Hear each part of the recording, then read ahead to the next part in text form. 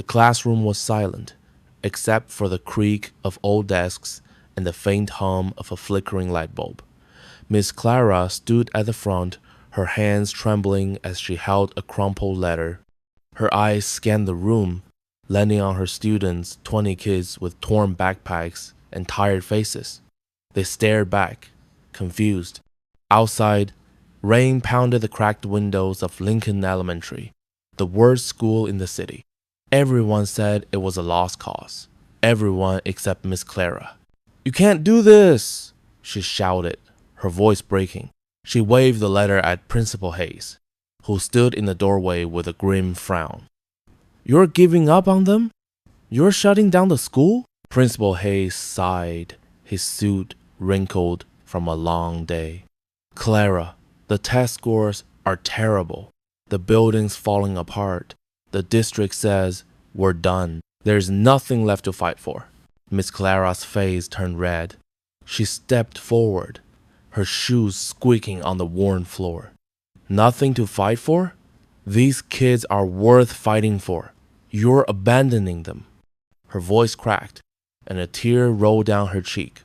The students gasped. They'd never seen Miss Clara cry. Behind her, Jamal, a quiet boy with a faded hoodie, whispered to his friend Mia, "She's really not giving up, is she?"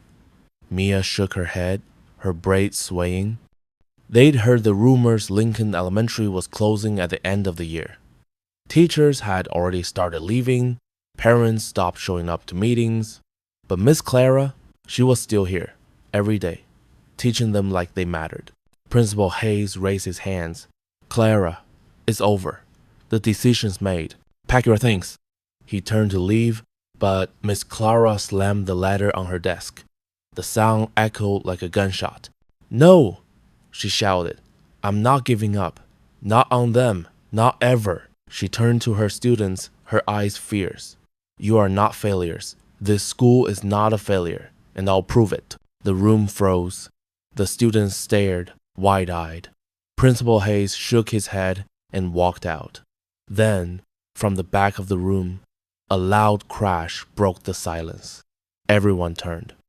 A desk had fallen over, and there stood Leo, the class troublemaker, his fists clenched. "Miss Clara," Leo said, his voice shaking. "What if they're right? What if we are failures?" Miss Clara's heart sank. She looked at Leo, then at the others. Their faces were full of doubt, fear, and something else, hope, maybe? She opened her mouth to answer, but before she could, the lights flickered and went out.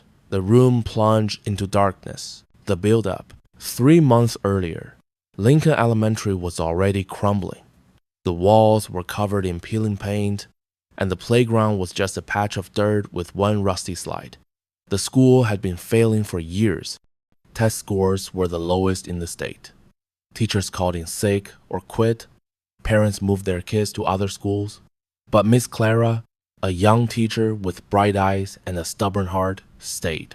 She started teaching at Lincoln 2 years ago, fresh out of college. Everyone told her it was a bad idea. "That place is a dead end," her friend said. "Those kids don't care about learning." But Miss Clara didn't listen. She saw something in her students, something no one else did. They weren't just troublemakers or kids who failed tests. They were dreamers, artists, thinkers. If only someone gave them a chance. Her classroom was her battleground. She decorated it with colorful posters and brought in books from her own pocket. She stayed late, helping kids like Jamal, who struggled with reading, or Mia, who loved drawing but was too shy to show anyone. Even Leo, who got in fights and never did his homework, got a smile from Miss Clara every day. "You are smarter than you think," she'd tell him. He'd roll his eyes, but deep down, he listened. The other teachers didn't understand her. In the staff room, they'd grumble. "Why bother, Clara?" said Mr. Thompson, a tired math teacher. "These kids won't make it." "Save your energy." Miss Clara would just sip her coffee and say, "They're worth it." The other teachers would shake their heads and go back to their newspapers. But things were getting worse. The district sent letters warning about budget cuts. Inspectors came, frowning at the leaky ceilings and broken heaters. Rumors spread that Lincoln would close. Parents stopped coming to parent-teacher nights. One by one, teachers left for better schools. By the start of the year, only a handful were left, and most of them had given up. Except Miss Clara. She had a plan. She heard about a big statewide competition called the Young Innovators Challenge. Schools could submit projects, science experiments, art displays, anything creative. The winning school got funding, new supplies, and a chance to stay open. Miss Clara believed her students could win. She spent nights planning lessons, finding ways to make learning fun. She taught them about circuits using old batteries and wires. She let them paint murals on the classroom walls. She even got Leo to join a math club, though he grumbled the whole time. But the challenges kept coming. One day, the heat stopped working, and the kids shivered in their coats. Another day, a pipe burst, flooding the hallway. Parents complained, saying the school was unsafe. The principal, Mr. Hayes, started talking about relocating the students to other schools. Miss Clara overheard him on the phone with the district. "Lincoln's done," he said. "No one can save it." That made Miss Clara angry. She went home that night and cried, but by morning, her fire was back. She wasn't giving up. She started working harder, staying at school until midnight, grading papers, and planning projects. She even used her own money to buy supplies. Her students noticed. Jamal started staying after class to help her clean. Mia brought her a drawing of a superhero teacher. Even Leo stopped skipping class as much. But the pressure was building.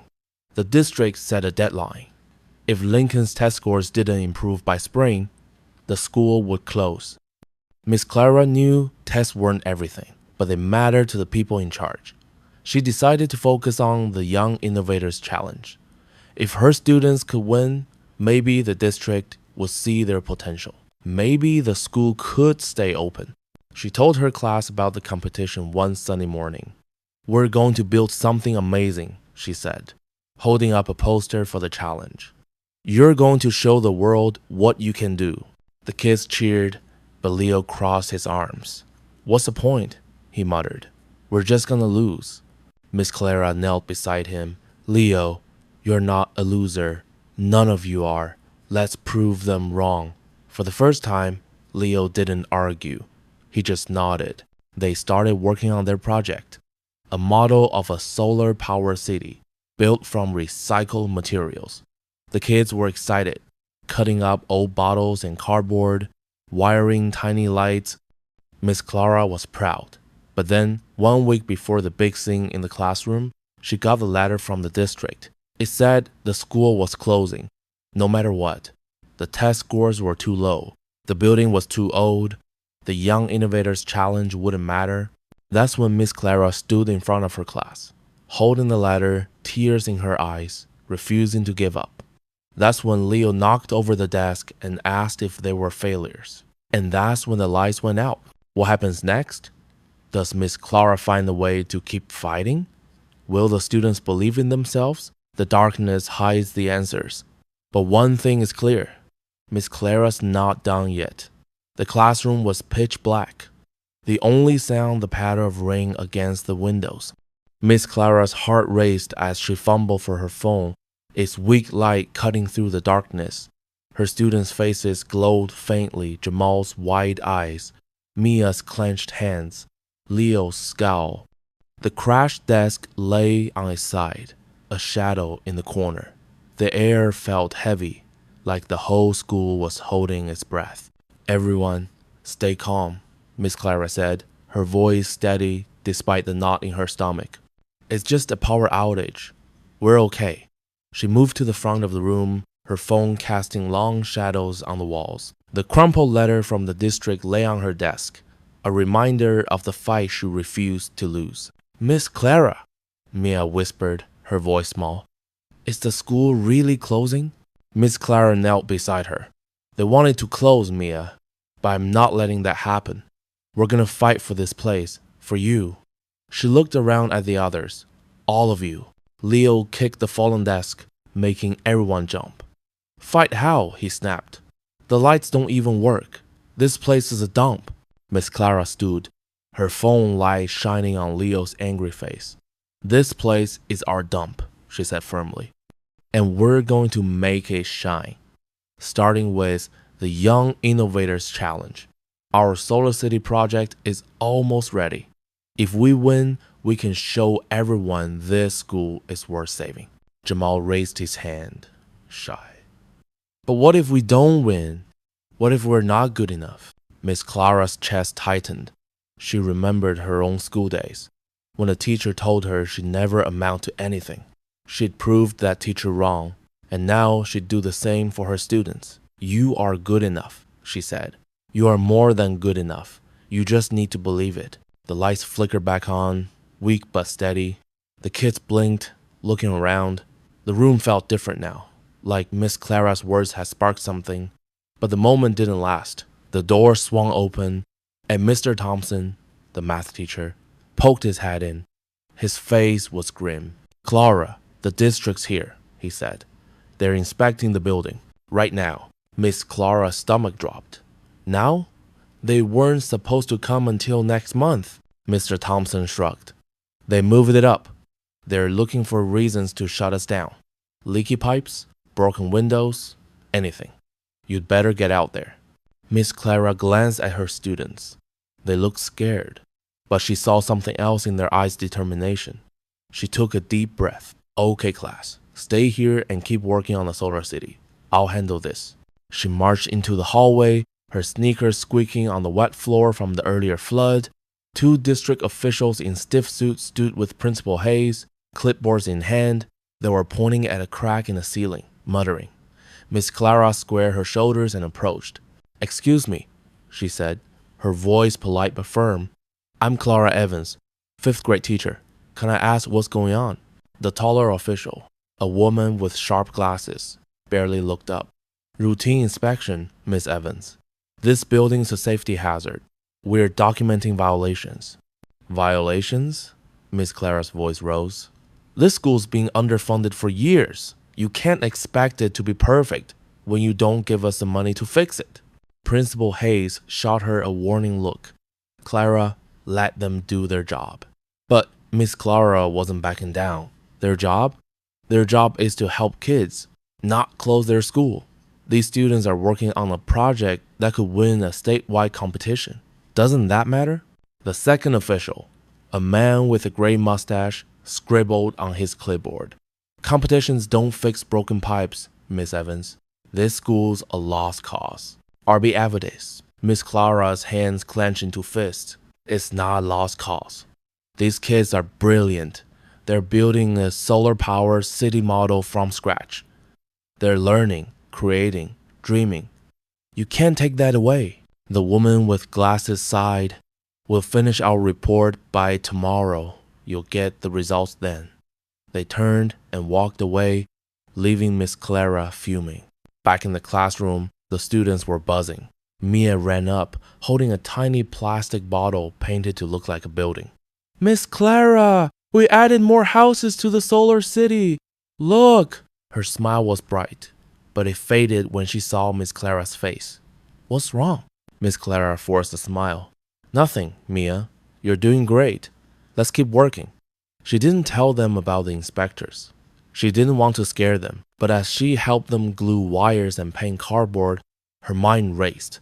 The district's report could end everything. She needed a plan. That night, after the kids went home, Miss Clara stayed late. The school was quiet, the only sound the drip of a leaky faucet. She sat at her desk, staring at the Solar City model. It was beautiful tiny houses made from bottles, cardboard, skyscrapers, and little lights powered by a solar panel she'd bought with her own money. The kids had poured their hearts into it. She couldn't let it be for nothing. She pulled out her laptop and started researching. There had to be a way to save the school. She found stories of other schools that had turned things around, some through grants, others through community support. Maybe she could rally the parents, get the neighborhood involved, but time was running out. The next morning, the students were buzzing with excitement. They'd added more details to the solar city. Tiny trees made from pipe cleaners, a park with a paper swing set. Even Leo was helping, carefully wiring a light to glow inside a cardboard tower. Miss Clara watched, her heart swelling. These kids were fighters, just like her. But then, during lunch, Jamal came running into the classroom, out of breath. Miss Clara, I heard the janitor talking. The district's report is done. They're saying the school's unsafe. They're gonna close it next week. Miss Clara's heart stopped. Next week? That was too soon. The Young Innovators Challenge was in 2 weeks.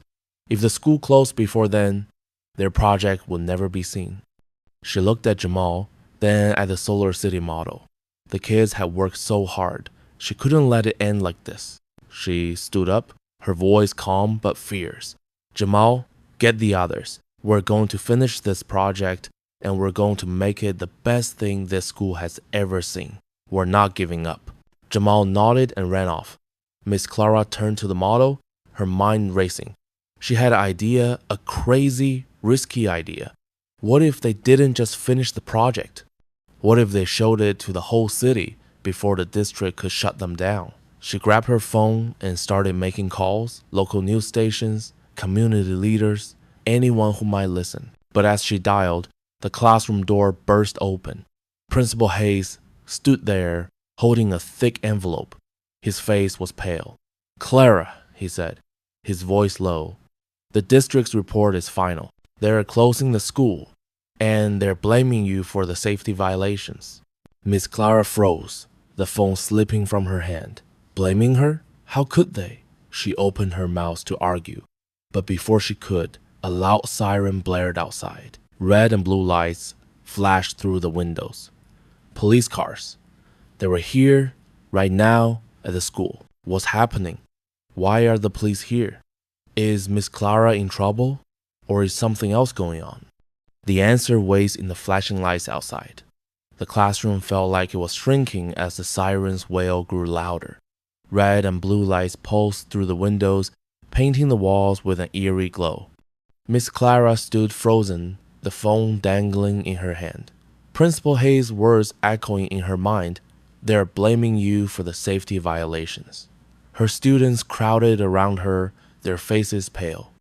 Jamal clutched a cardboard skyscraper from their Solar City model, his eyes wide. Mia's hands shook as she whispered, Miss Clara, are the police here for you? Miss Clara's heart pounded, but she forced a calm smile. No one's in trouble, she said, though her voice wavered. Stay here. Keep working on the project. I'll find out what's going on. She glanced at Principal Hayes, who looked just as confused, and then marched toward the door. Her sneakers squeaked on the floor, each step heavier than the last. Outside, the rain had stopped, leaving the air damp and cold. 2 police cars were parked in the school's cracked parking lot, their lights flashing. A small crowd of teachers and janitors had gathered near the rusty slide, whispering. Miss Clara spotted the district officials from yesterday, standing with a police officer. The officer, a tall woman with a stern face, was holding a clipboard and pointing at the school building. Miss Clara's stomach twisted. She approached, her voice steady despite the fear creeping up her spine. Excuse me, officer. What's happening? The officer turned, her eyes narrowing. Are you Clara Evans? Miss Clara nodded, her throat dry. Yes, I'm a teacher here. The officer glanced at her clipboard. We got a report about safety violations in this building. Broken windows, exposed wires, mold in the walls. The district says you've been ignoring maintenance requests, putting kids at risk. Miss Clara's jaw dropped. Me? I've been begging for repairs for years. The district never sends money to fix anything. She turned to the officials, her voice rising. You know that's true. You've seen the budget reports. The woman with sharp glasses from yesterday stepped forward, her lips tight. Miss Evans, our inspection found multiple hazards. As a teacher most vocal about keeping this school open, You're responsible for ensuring it's safe. You failed. Miss Clara felt like she'd been slapped. Failed? I've been using my own money for supplies. I've been here every night, teaching these kids, believing in them when no one else does. Her voice cracked, and she saw Principal Hayes shift uncomfortably behind the officials. The officer sighed. We're here to assess the situation. If the building's unsafe, it's getting shut down immediately. No exceptions. Miss Clara's mind raced. Immediately? That meant no time for the Young Innovators Challenge. No time to show the world what her students could do. She glanced back at the school where her students' faces pressed against the classroom window, watching her. She couldn't let them down. Back in the classroom, the kids were buzzing with worry. Leo paced near the Solar City model, his fists clenched. They're gonna arrest Miss Clara, aren't they? He muttered. This is stupid. She's the only one who cares about us. Mia shook her head, her braids swinging. She wouldn't let them take her. She's tough. But her voice was small, uncertain. Jamal set down the cardboard skyscraper and looked at the model. The tiny city glowed under the classroom's weak lights, its solar panel humming softly. She said this project could save the school, he whispered. Maybe we can still do something. Leo snorted. Like what? The police are here. It's over. But Mia's eyes lit up. What if we show everyone the project now? Like, before they close the school? Miss Clara was calling the news, right? Maybe they'd come see it. Leo rolled his eyes but didn't argue. Jamal nodded slowly. Yeah, maybe if people see how hard we worked, they'll fight for us. Meanwhile, outside, Miss Clara was arguing with the officer and the officials. You can't close the school today, she said, her voice fierce. The kids are in the middle of a project. They've been working for weeks. Give us a chance to show it. The officer shook her head. This isn't about projects, Miss Evans. It's about safety. We can't let kids stay in a dangerous building. Then let us move the project somewhere else, Miss Clara said, her mind racing. The community center down the street, they have space. We can show our work there. Just give us one day. The officials exchanged glances. The man with the gray mustache spoke up. One day won't change the report. The school's closing tomorrow. Miss Clara's heart sank, but she didn't back down. Then let us prove you wrong. Let the kids show what they can do. If you shut us down without giving them a chance, you're the ones failing them. The officer hesitated, then nodded. Fine. One day, you can move your project to the community center. But if it's not safe, we're locking the doors tomorrow. Miss Clara exhaled, her hands shaking. She had one day to save everything. She ran back to the classroom, bursting through the door. The kids jumped, their faces full of questions. Listen up, she said, her voice steady now. We're moving the Solar City to the community center. We're going to show it to the whole city tomorrow. And we're going to make them see how amazing you are. The kids cheered, but Leo crossed his arms. What's the point? They're closing the school anyway. Miss Clara knelt beside him. Leo, I know it's hard, but this project isn't just about saving the school. It's about showing the world who you are. You are not a failure. None of you are. Leo looked away, but his scowl softened. Mia tugged Miss Clara's sleeve. I called my mom. She knows someone at the news station. She said they might come tomorrow. Miss Clara's eyes widened. Mia, that's incredible. She hugged her, then turned to the class. Okay, everyone, let's pack up the model carefully. We're moving it tonight. Aries stated. The kids sprang into action, wrapping the delicate pieces in bubble wrap and old newspapers. Miss Clara called the community center, begging for space. The manager, a kind older woman named Mrs. Rivera, agreed. Clara, I've seen what you do for those kids, she said. We'll make it work. By midnight, the Solar City was set up in the community center's main hall. The kids had gone home, exhausted but excited. Miss Clara stayed, tweaking the model's lights and wires. She was tired, her eyes burning, but she couldn't stop. This was her last chance. As she worked, her phone buzzed. It was a text from Principal Hayes. Clara, the district's serious. If tomorrow doesn't go perfectly, they're not just closing the school, they're firing you. Miss Clara stared at the message, her heart racing. Fired? After everything she'd done? She set the phone down, her hands trembling. She looked at the solar city, its tiny lights glowing in the dark room. This wasn't just about her job. It was about her students. She wouldn't let them down. But as she adjusted a wire, she heard a noise, a low, creaking sound from the back of the hall. She froze. The community center was supposed to be empty. Hello? She called, her voice echoing. No answer. She grabbed the flashlight and stepped toward the sound, her heart pounding. Then she saw it, a shadow moving near the back door. Someone was there, watching her.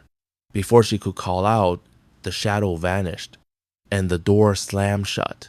Who was watching Miss Clara? Is someone trying to sabotage her plan?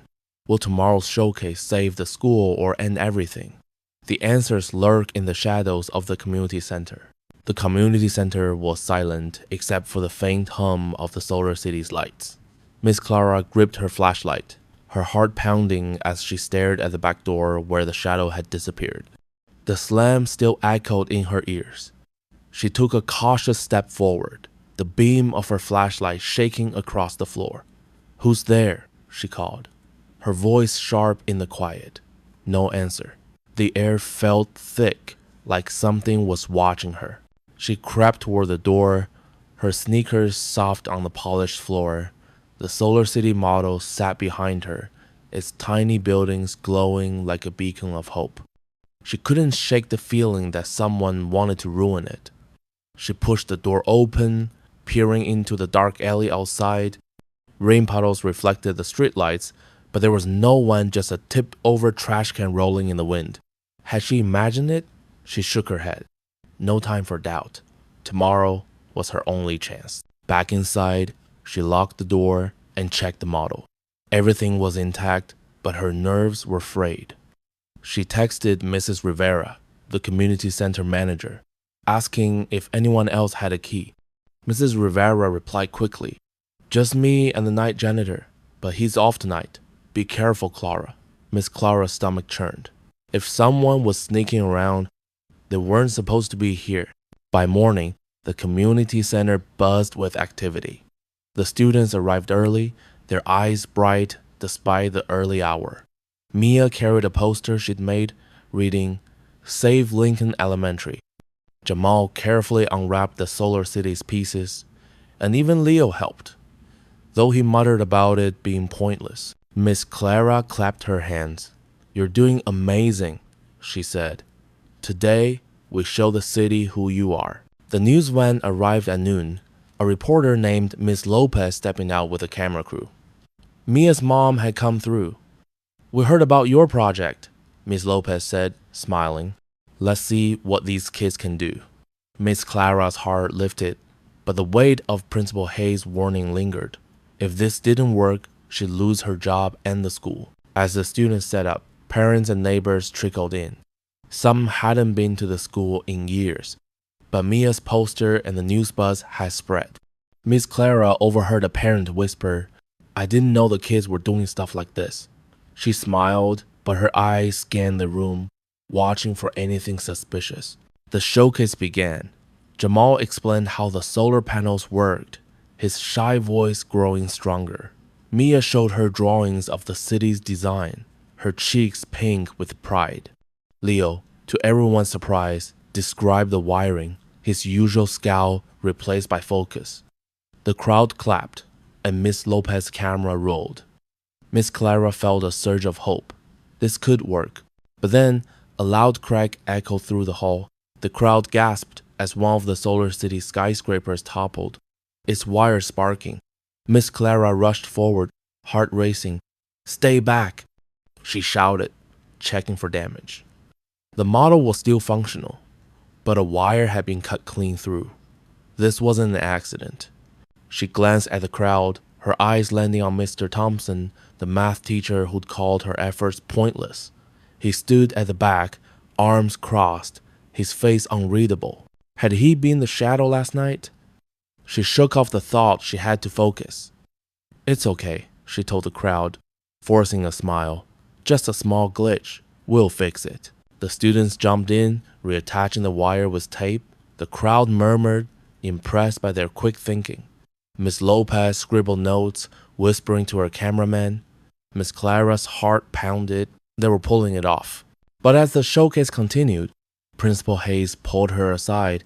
Clara, the district's here, he whispered, nodding toward the sharp-glassed official from yesterday. They're watching, and they're not happy about the news coverage. Miss Clara's fists clenched. Good. Let them see what these kids can do. She turned back to her students, who were answering questions from the crowd. Jamal was beaming, explaining solar energy to a neighbor. Mia handed out flyers about the school. Leo, for once, wasn't arguing. The showcase ended with applause, and Miss Lopez promised a story on the evening news. Miss Clara hugged her students, tears in her eyes. You were incredible, she said. But as the crowd left, she noticed something, a small knife on the floor near the model, half hidden under a table. Her blood ran cold. Someone had tried to sabotage them. She picked it up, her hands shaking. The blade was sharp, the handle worn. She looked around, but the room was emptying. Mr. Thompson was gone. So was the district official. She slipped the knife into her pocket, her mind racing. Someone didn't want them to succeed. But who? As she locked up the community center, her phone buzzed. It was a text from an unknown number. Stop now, or it gets worse. Her breath caught. She looked around the dark parking lot, the rain starting again. A figure stood under a streetlight, too far to see clearly. Then they turned and vanished into the shadows. Who's threatening Miss Clara? Was the sabotage an inside job, or is someone else trying to stop her? The showcase was a success, but the fight's not over, and danger is closing in.